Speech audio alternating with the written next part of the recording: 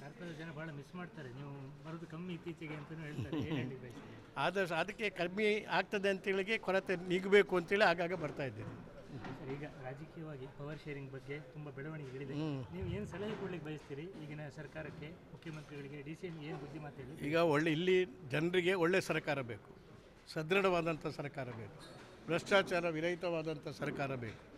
ಆ ಸರ್ಕಾರ ಮಾಡಲಿಕ್ಕೆ ಇವತ್ತು ಇದು ನಿಮ್ಗೆ ಗೊತ್ತಿದೆ, ಗ್ಯಾರಂಟಿ ಕಾರ್ಯಕ್ರಮಗಳಿಂದ ಮುಖ್ಯವಾಗಿ ಬಡವರಿಗೆ ಹಸಿದವರಿಗೆ ಆಶ್ರಯವನ್ನು ಕೊಡತಕ್ಕಂಥ ಕಾರ್ಯಕ್ರಮವನ್ನು ಸಿದ್ದರಾಮಯ್ಯನವರ ನೇತೃತ್ವದ ಸರ್ಕಾರ ಇವತ್ತು ನಿರ್ವಹಿಸ್ತಾ ಇದ್ದಾರೆ.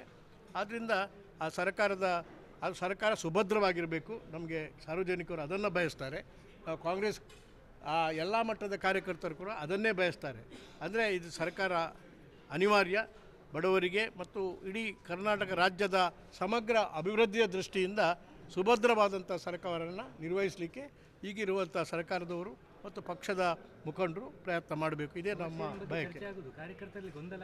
ಅದು ಪವರ್ ಶೇರಿಂಗ್ ಬಗ್ಗೆ ಅದು ಸಾರ್ವಜನಿಕ ಚರ್ಚೆಯ ವಸ್ತು ಆಗಬಾರ್ದು. ನಾನು ಅವರಿಗೆ ಅಡ್ವೈಸ್ ಕೊಡಬೇಕಾದ್ರೆ ಅದು ಅಂಥ ಅನಿವಾರ್ಯತೆ ಇದ್ದರೆ, ಅವಶ್ಯಕವಿದ್ದರೆ ಅದನ್ನು ಹೈಕಮಾಂಡ್ ಮತ್ತು ನಮ್ಮ ಕಾಂಗ್ರೆಸ್ ಶಾಸಕರು ಅದನ್ನು ತೀರ್ಮಾನ ಮಾಡಬೇಕೇ ಹೊರತು ಸಾರ್ವಜನಿಕವಾಗಿ ಮಾತನಾಡೋದ್ರಿಂದ ಜನಗಳಲ್ಲಿ ಒಂದು ರೀತಿಯ ಅಭದ್ರತೆ ಬರ್ತದೆ. ಅದರಿಂದ ಸರ್ಕಾರದ ಸುಭದ್ರತೆಯೂ ಕೂಡ ತೊಂದರೆ ಬರ್ತದೆ.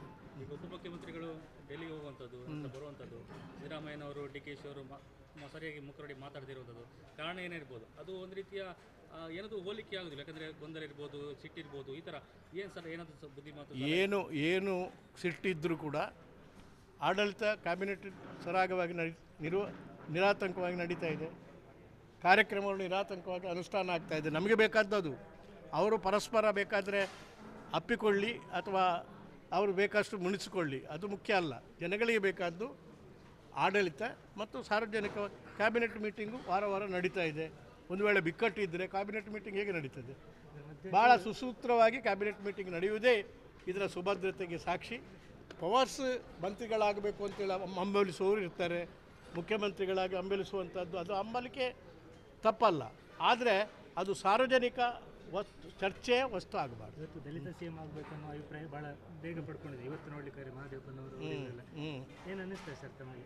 ಇದು ಆ ಚರ್ಚೆ ಸಾರ್ವಜನಿಕವಾಗಿ ಬರಬಾರ್ದು ಅಂತ ಹೇಳುವಂಥದ್ದು. ನಾನು ಆ್ಯಸ್ ಎನ್ ಎಲ್ಡರ್ಲಿ ಪರ್ಸನ್, ಸ್ವಲ್ಪ ಹಿರಿಯರಾಗಿ ನಾನು ಹೇಳ್ತಾ ಇದ್ದೀನಿ. 30 ಮಂದಿ ಶಾಸಕರು ನಾವು ಸಚಿವರಾಗಬೇಕು ಅಂತ ಇವತ್ತು ಆಸೆ ವ್ಯಕ್ತಪಡಿಸಿದ್ದಾರೆ, ಅವರಿಗೆ ಹೇಳಿದ್ದಾರೆ. ಅವ್ರಿಗೆ ಏನು ಹೇಳ್ತೀವಿ? ಅದು ಒಂದು ಕೆಲವರು ಮಾತ್ರ ಕ್ಯಾಬಿನೆಟ್ ಇರಲಿಕ್ಕೆ ಸಾಧ್ಯ ಇದೆ, ಒಬ್ಬರು ಮಾತ್ರ ಮುಖ್ಯಮಂತ್ರಿ ಆಗಿರಲಿಕ್ಕೆ ಸಾಧ್ಯ ಇದೆ. ಆದ್ದರಿಂದ ಇದು ಚರ್ಚೆಯ ಸಾರ್ವಜನಿಕ ವಸ್ತು ಆಗಬಾರ್ದು, ಅದನ್ನು ನಿಲ್ಲಿಸಬೇಕು. Thank you sir. ಕಾರ್ಕಳ ಅಂತ ಹೇಳಿದಾಗ ಪರಶುರಾಮ ಮೂರ್ತಿ ವಿವಾದ ಬರ್ತದೆ, ಅದು ಹೇಗೂ ಕೋರ್ಟ್ಗಳಲ್ಲಿದೆಯಲ್ಲ, ಅದರ ಬಗ್ಗೆ ಆ ವಾದ ವಿವಾದವನ್ನು ಇಲ್ಲಿ ಸಾರ್ವಜನಿಕವಾಗಿ ಚರ್ಚೆ ಮಾಡಲಿಕ್ಕೆ ನಾನು ಅಪೇಕ್ಷೆ ಮಾಡ್ತೀನಿ. ಸರ್, ಮುಂದಿನ ವರ್ಷ ನಮ್ಮ ಮಸ್ತಕಾಭಿಷೇಕ ಇದೆ, ಅದರ ಪ್ರಿಪರೇಷನ್ಗೆ ನೀವು ಮನವಿ ಮಾಡ್ತಾ ಇದ್ದೀರಾ? ಹೌದೌದು, ಅದಕ್ಕೆ ಸ್ವಲ್ಪ ಮೊನ್ನೆ ಎಲ್ಲ ನಮ್ಮ MN ರಾಜೇಂದ್ರ ಕುಮಾರ್ ಅವರ ನೇತೃತ್ವದಲ್ಲಿ ಮುಖ್ಯಮಂತ್ರಿಗಳನ್ನು ಅವರು ವಿನಂತಿ ಮಾಡಿಕೊಂಡಿದ್ದಾರೆ ಸಹಾಯ ಮಾಡಬೇಕು ಅಂಥೇಳಿ. ಅದು ಪ್ರತಿ ವರ್ಷ ನಾನಿರುವಾಗ, ಅದೇ ಮುಖ್ಯಮಂತ್ರಿ ಇರುವಾಗ, ನಾನು ಹಣಕಾಸಿನ ಮಂತ್ರಿ ಇರುವಾಗ ಸಾಕಷ್ಟು ವಿಶೇಷವಾಗಿ ನಾವು ಬೆಂಬಲ ಕೊಟ್ಟಿದ್ದೇವೆ.